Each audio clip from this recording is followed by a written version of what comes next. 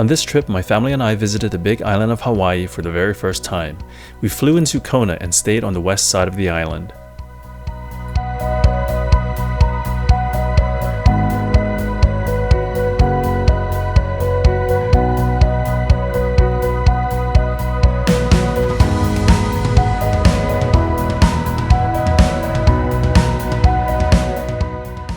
After we got everyone together and caught up at breakfast, we set things off by visiting the east side of the island. Our first stop was Akaka Falls State Park. The Akaka Falls Trail is a half-mile loop that takes you to scenic viewpoints where you can see Kahuna Falls and Akaka Falls.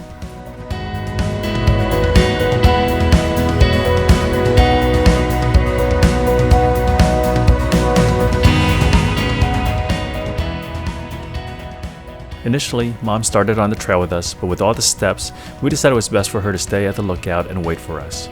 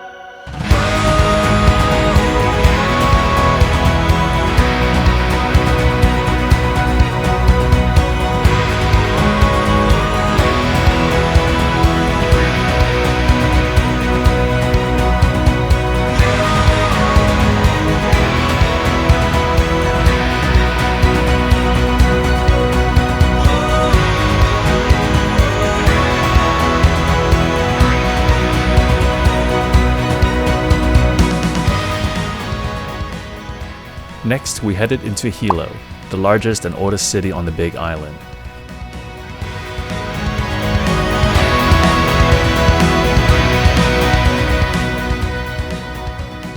Here, we got to try the shave ice at Kula Shave Ice, which is supposedly the best in the state.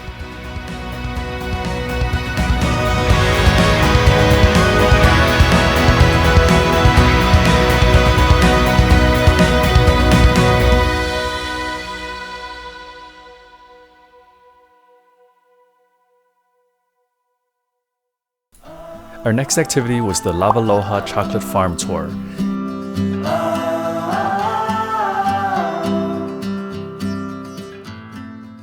It rained during our tour, but luckily there was no walking involved, and we got to ride an electric bus through the farm and learn about the chocolate making process.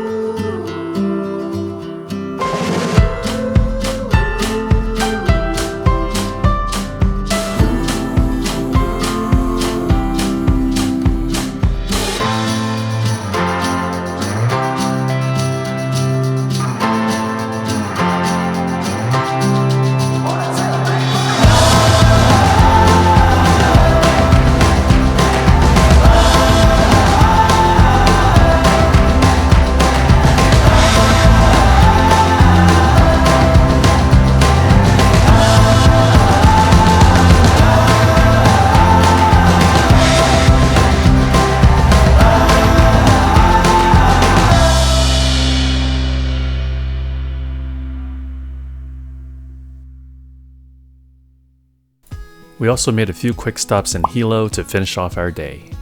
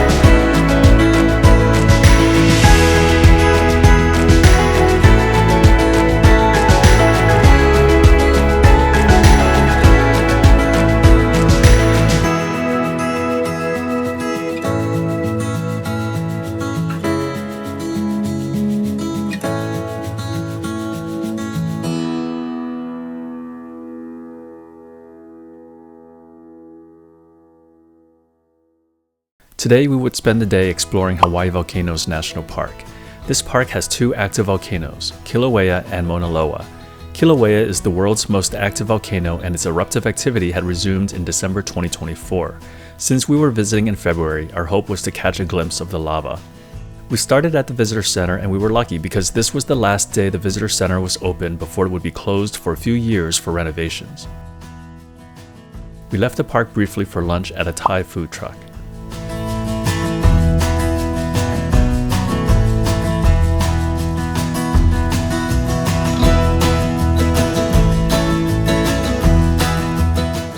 Before heading back into the park, we found the National Park sign located 11 miles from the park entrance.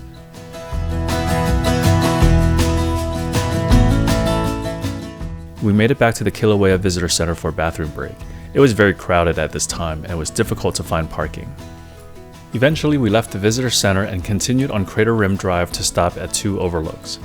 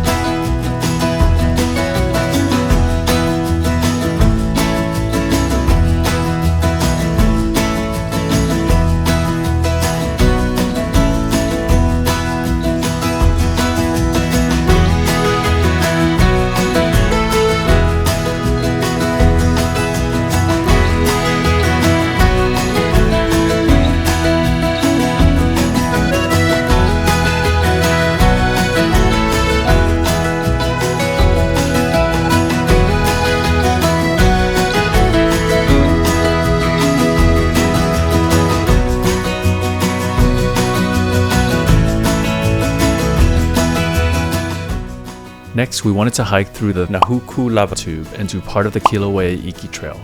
There was no parking at the trailhead, so we had to park at the Kilauea Iki Overlook parking area and then hike over. Mom waited in a car for us.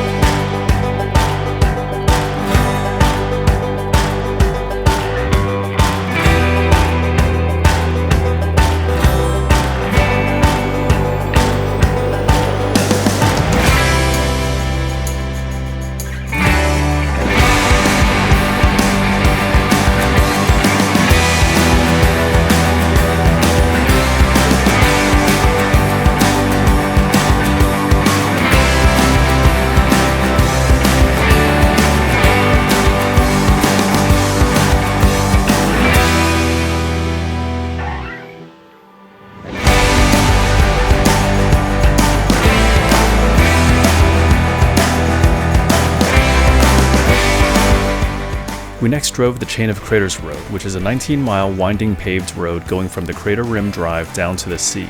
Today, the road is cut off by lava and ends at the Hawaii Sea Arch. Along the drive are a few pullouts and overlooks to check out various geologic features such as craters, lava flows, lava tubes, and even petroglyphs.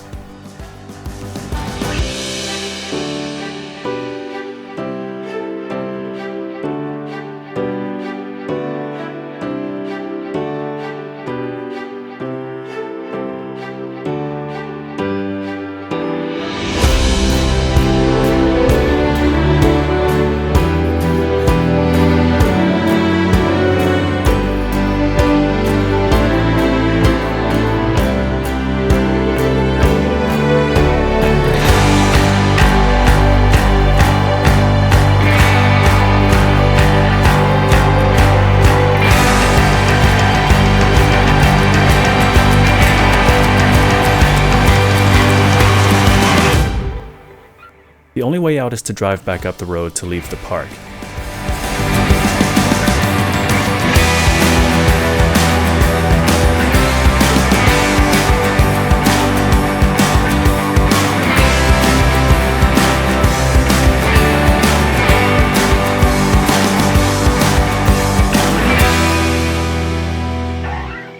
We were running low on fuel, but thankfully had enough to fill up closer to Hilo, where we would stop for dinner.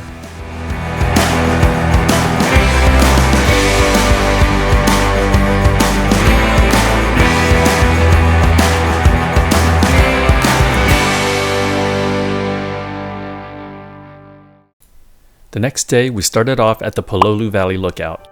Since we had a big car and it was difficult to turn around, we parked on a shoulder away from the dead end and walked to the lookout.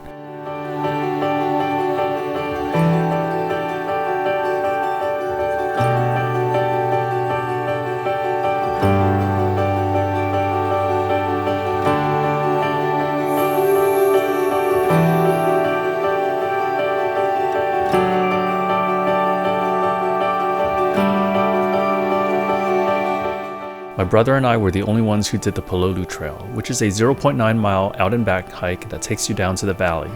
This was a moderately challenging, short but steep hike.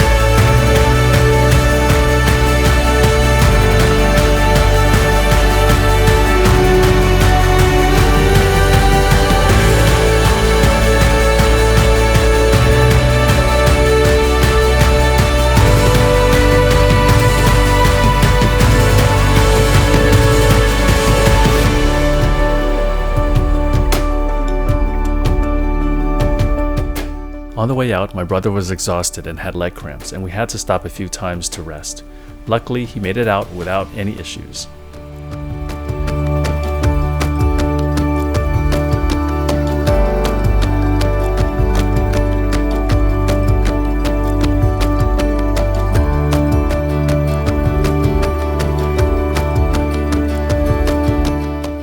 In case you're wondering if they have restrooms here, the nearest one is 2.6 miles away at Keokea Beach Park.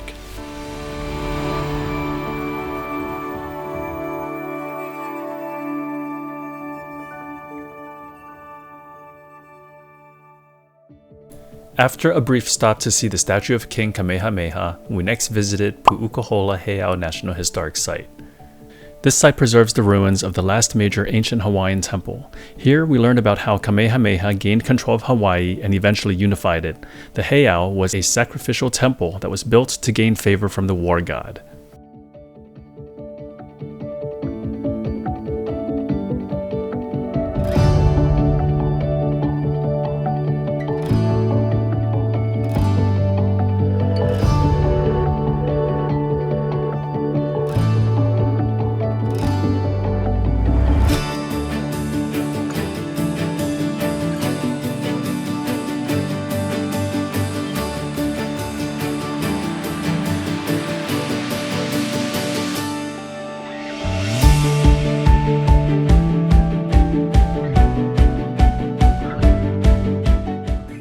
We next headed to the supermarket to grab lunch to go, and then explored the northeast side of the island, first stopping at Waipio Valley Lookout.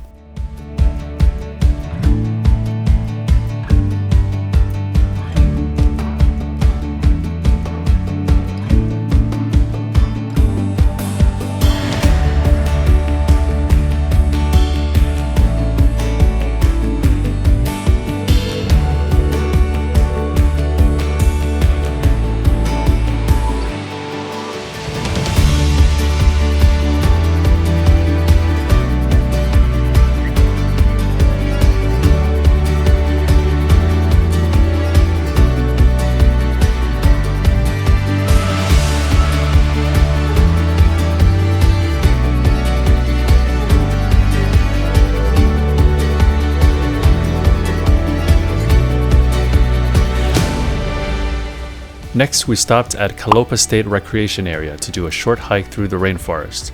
The Kalopa Native Forest Trail is a roughly 1-mile loop trail through the rainforest. Mom waited for us in the car. It took us almost an hour to do the hike, and we were relieved to be out.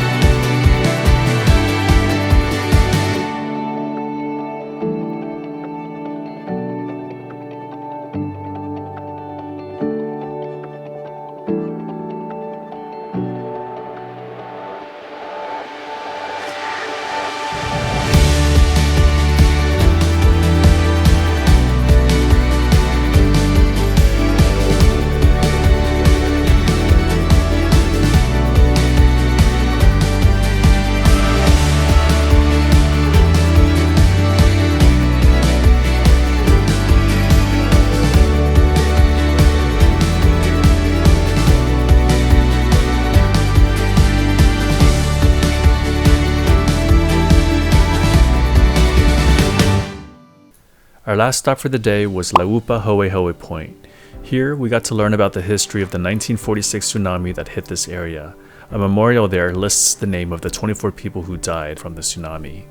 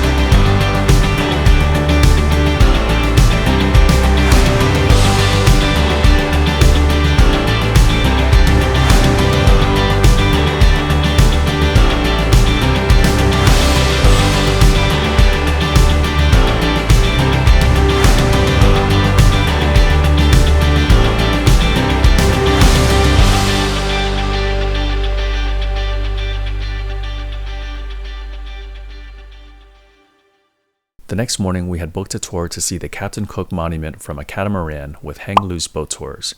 Our tour was scheduled for 8 a.m., and since we were 40 minutes away, we left promptly at 7. When we got to the main road, Route 19, there was a roadblock up ahead and all cars had to turn around. Apparently, there was a major accident. We were told we had to take a detour on Waikoloa Road to the Hawaii Belt Road in order to get back to Route 19. Traffic crawled, and we ended up missing our tour.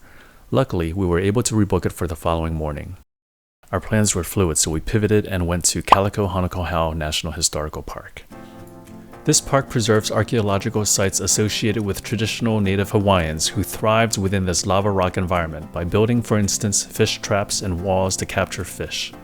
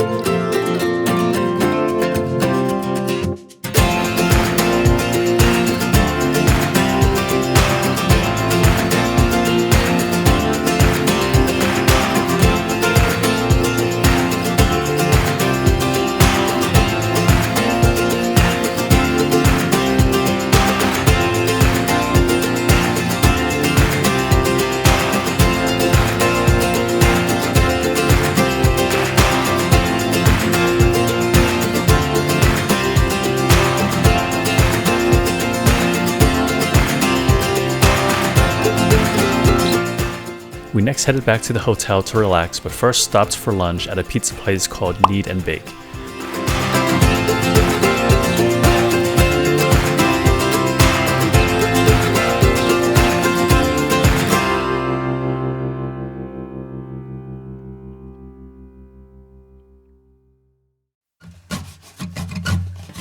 For the afternoon, we drove farther south and visited Pu'uhonua o Honaunau National Historical Park. This park preserves the site which served as a place of refuge for Hawaiians who broke the sacred law or for defeated warriors and civilians who sought protection during times of battle. No physical harm could come to anyone who sets foot within the boundaries of this sanctuary.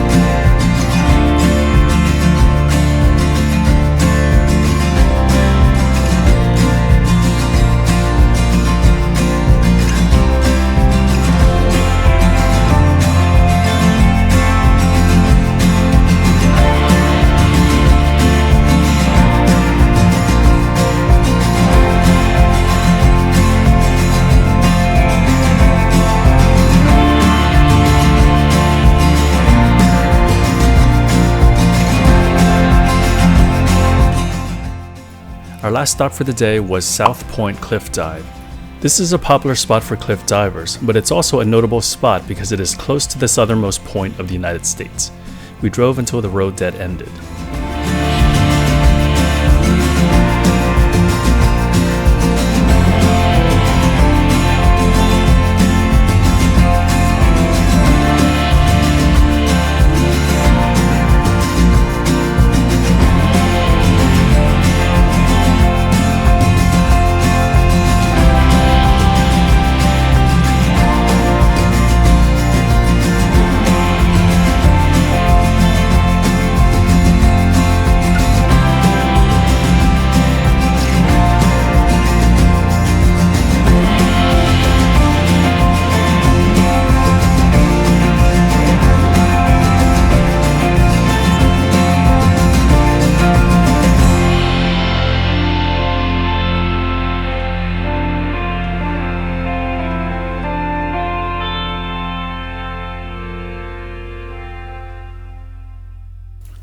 Today, we finally get to go on our snorkeling tour to see the Captain James Cook Monument. We left at 7 a.m., took the main road, and made it to Hang Loose boat tours without any issues. This tour lets you ride a powered catamaran, which takes you to Kealakekua Bay where the monument sits.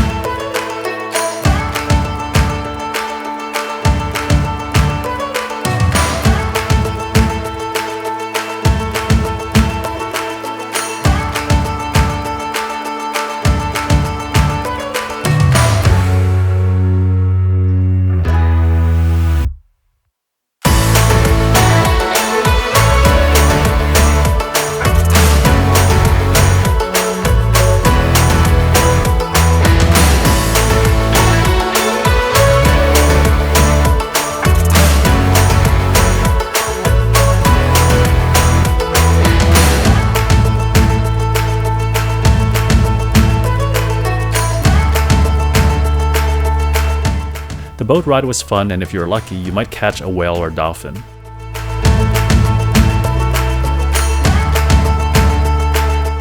The boat took us to the bay where we could snorkel. Although the only way to get up close to the monument is by hiking, we were able to see it from the water.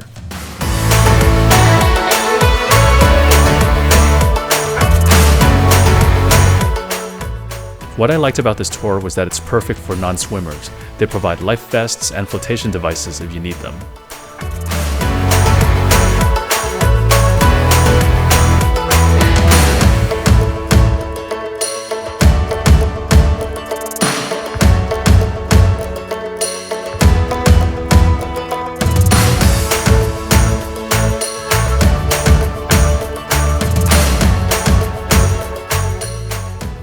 Unfortunately, my GoPro died in the water. I forgot that I had changed the battery door so water was able to leak in and damage the camera.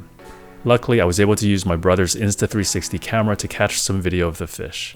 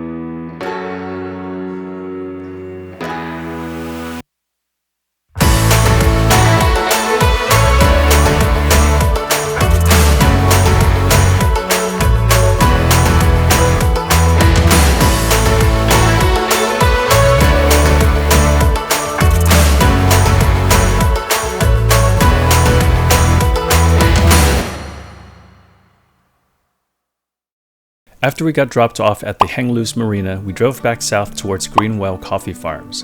They provide coffee farm tours here for free. Prior to the tour, we got to sample various coffees and also bought some coffee to take home.